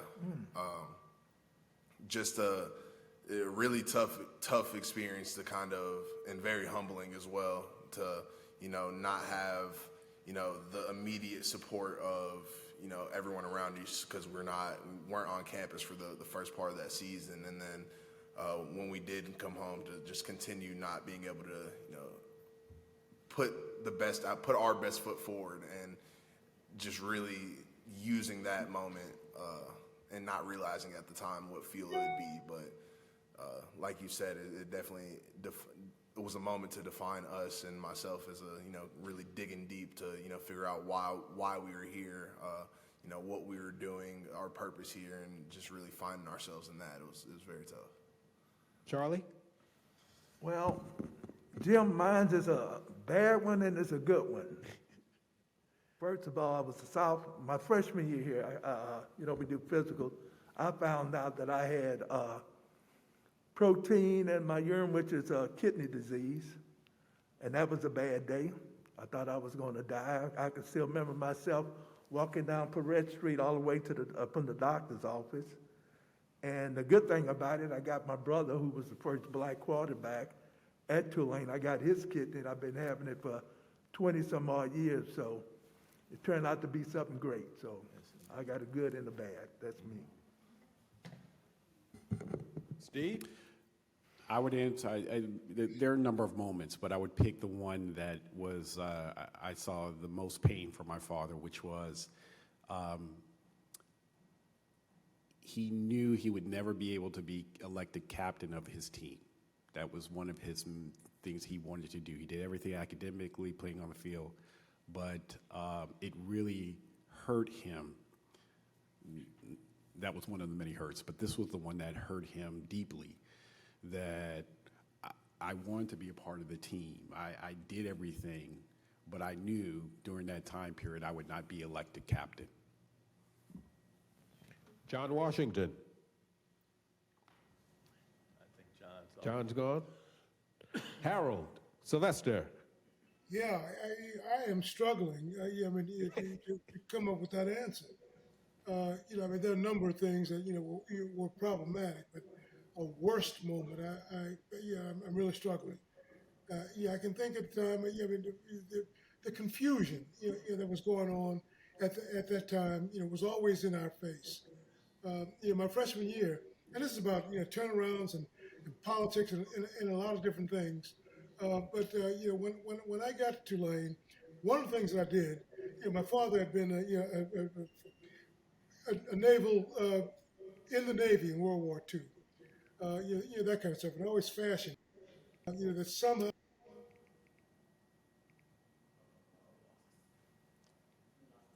Lost audio? All right, I think we lost your audio. Oh, from the We got you beginning? back. You're back. We got you. We got you back. Okay, great. So, my father, been in the military, and I had a notion, that at some point might be a direction that I'd like to go in. And I actually tried to join Navy ROTC, uh, and I got rejected. They said, because I had bad knees, they said. It wasn't about that at all. It was about my pigmentation. I understood that. And so, but it forced me to come to terms with something. These folks, I guess they want me here because they actually invited me. And so, but, I've got to put on blinders and go down a certain path, if I'm going to survive. At least maybe that's their expectation. That was hard to reconcile. Plus, in fact, but again, a great benefit as it turns out, because 6 months later, my politics was so radically different, and so I'd have been the first AWOL person from Naval Rocks. It would have been a problem. But it's moments like that, again, that were problematic. And I think what it came down to is being on different terms. Seeing life through a different prism, than even the entire Tulane University system was seeing life through. They were in discovery, again, as were we. We didn't know what the result of our new interaction was going to be. Jim, would you repeat your question for John Washington, please? Hey, John. The question was, what was your worst moment at Tulane? Trying to get at, those defining moments where you have to struggle through things to get through and make you what you are today. What was your most difficult moment? Well, can you guys hear me? Yes. Loud and clear. Okay. Well, I got this spinning icon, and I'm wondering if I could be heard. Mine's kind of like along the line with Charlie. And he probably don't remember this, but we played Florida State and got beat on a 5th down play, and we were upcoming young team then, and for them to beat us on the 5th down. Harold, you remember that? Not specifically, but it sounds kind of familiar. It was Miami. Well, it was Miami. Okay. I said Florida State, but it was Miami, and I was the GOAT. I took the tight end inside, and the back swung out, and rest is history. So it was a learning thing, but it was something that kind of molded my character. We had a chance to knock off a powerhouse, and I took the bait, followed the tight end, and swung the back out, and of course, then is that 5th down play. But it made me a little bit more. It was a downer as far as me as an athlete, but it also made me a better person because I learned from that mistake. For those who don't know what John Washington is talking about the 5th down play, the officials lost track of the downs and gave Miami 5 downs to score instead of 4. So that's what he's talking about. They got 5 downs to do it, yeah. So, all right. Thank you. Good question. Any other questions? Going once? Going twice? Going. Okay, we got to wrap it up, but you mentioned NIL. Somebody did. Okay. Harold did. Yeah, we did. Somebody did. Yeah. Okay. I'm a kid right now that's playing athletics here at Tulane or anywhere else, here at Tulane, but specifically Tulane, and because of what we're talking about today and the people we're talking to today and the people who were, for lack of a better word, the pioneers. And I'm the quarterback here, and I'm making $2 million. Okay? Or I'm getting $2 million, put it that way. Yeah. In view of what you went through, what would you tell me that I should do? What would you tell me about how I should navigate this, thinking in terms of what Steve and Harold and John and Charlie and Sharon went through?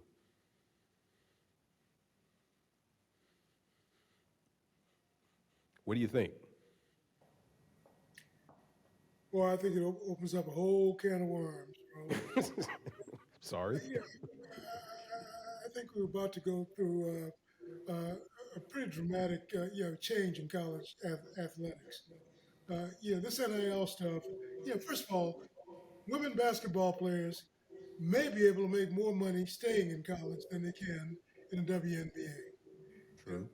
And I just wonder if there's not a parallel, again, for all student athletes. There are other ways, besides the multi-million dollars that you make in the NFL. And that's not true for everybody. The top players are always going to get that, that exorbitant money. But for the average run-of-the-mill, and the internet, and so what is the new reality, with the sports economy these days?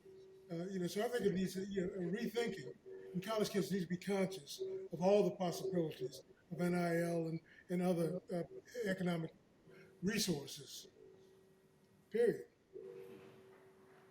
John Washington, what would you tell them in view of what people on this panel did?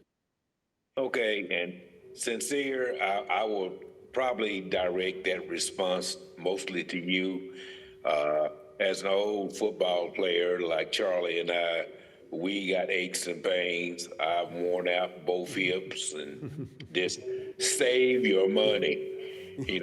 Don't spend it foolishly, because like the acronym for the NFL means not for long. So you really want to plan for the ending time, because you don't want to play 5, 6, 7 years in the NFL and then spend your money foolishly, and then turn around being dead broke when you're 70 years old. So plan your money and hold on to it, spend it wisely, invest it wisely. And, then when you get as old as Harold and I and John and Charlie, you can always live off of some of that residual income. Charlie Hall. Well, first of all, let me say, when me and John played, we got $15 a month for laundry. Y'all were rolling in the dough, huh? Oh, yeah, we really was. But, I don't know enough about it. I read a lot about it. All I know is if you're a cornerback, quarterback, running back, wide receiver, they the ones who are going to get the money. That's what I look at. But I think I'd be like John. If you're getting all that money like they say they're getting, I think it would be wise for you to invest your money, because if you don't go to the next level after you leave college and you go into the pros and you don't make it, then if you don't have anything, then you just back as where you were before. But I would definitely advise that you get a financial planner, somebody who could help you and tell you about where your money needs to be invested at, so that you can have something and you can live off of something. Because, in this world today, everything has gone up, bro, since 1970, since 2000. So you need to be, as a young man or young lady, and whatever that is, basketball, you need to be able to have some type of financial support to get you started. And I learned one thing once I've been married. This might sound kind of crazy. You got to have credit. As my wife is an accountant, retired accountant, she said, if you don't have credit, you can't get nothing. So I would definitely say that's what you need to do. Charlie Hall may not have been a quarterback or a running back or wide receiver, but he would have got money, okay? Yeah, I might have got it up there. Stephen, what would your father tell them in view of what you guys did? Two things he would have said. One is, which is a decision at that time period, is get your degree. And if you get your degree, he would have said, get your terminal degree. And what he meant by that was whatever field you go into, whether it was if you choose medicine, the terminal degree, one would say is getting an MD or OD, or DL, excuse me. Or if you go into engineering, you get a master's so that you don't need to come back. You finish it. And so those would be the two things he would probably share with student athletes as they're going time, because to your point, you have a limited 3-5 years typically. I don't know what the average is for the NFL player, along with your money and investing to make sure that you understand what those investments mean and how you can impact your community. And so that's what he would share. Okay, it looks like Carlin wants to wrap it up. I want to say thank you to John Washington. Give me one second. Okay. So we did have one question Oh, online, so we want to go ahead and knock that out before we get out of here. Okay. So we had a young lady, Chloe, asked, and this is directed at Dr. Steve Martin with his terminal degree. She wanted to know, St. Aug held the other scholarships from your dad.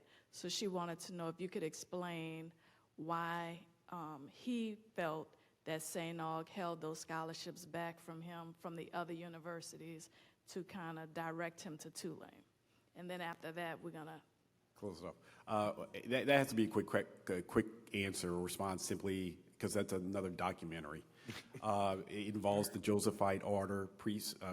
It involves the particular principal at that time, Father Robert Grant, who at that time was spearheading the integration of high school athletics in Louisiana, as well as integration of academics institutions across the country. He felt that St. Augustine was producing the creme de la creme and wanted to place them strategically at Harvard and Yale and all these institutions, but he hadn't gotten to Tulane. So his first was Reynolds, then came, long story, he saw my dad in the cafeteria and said this would be my next project.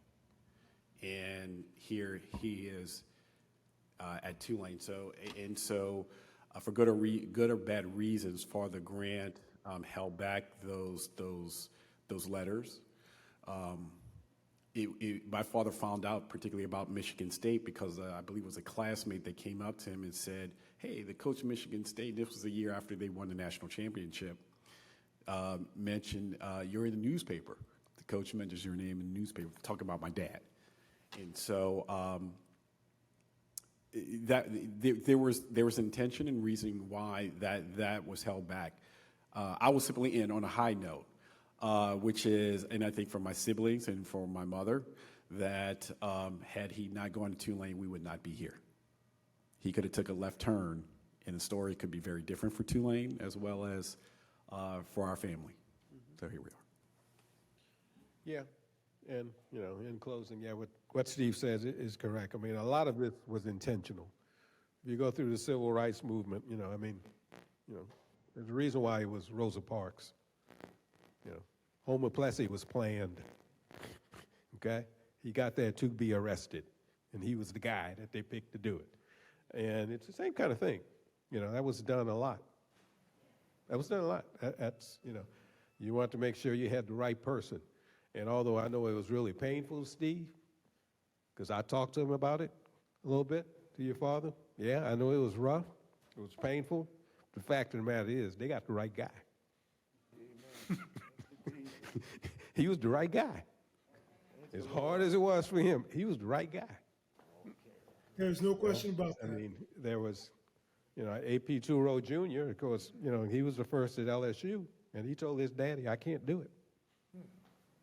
He came back to Xavier. So, he was the right guy. I'd say that. Charlie Hall. Thank you. Sincere Haynesworth. Dr. Stephen Martin. John Washington. Sharon Hill.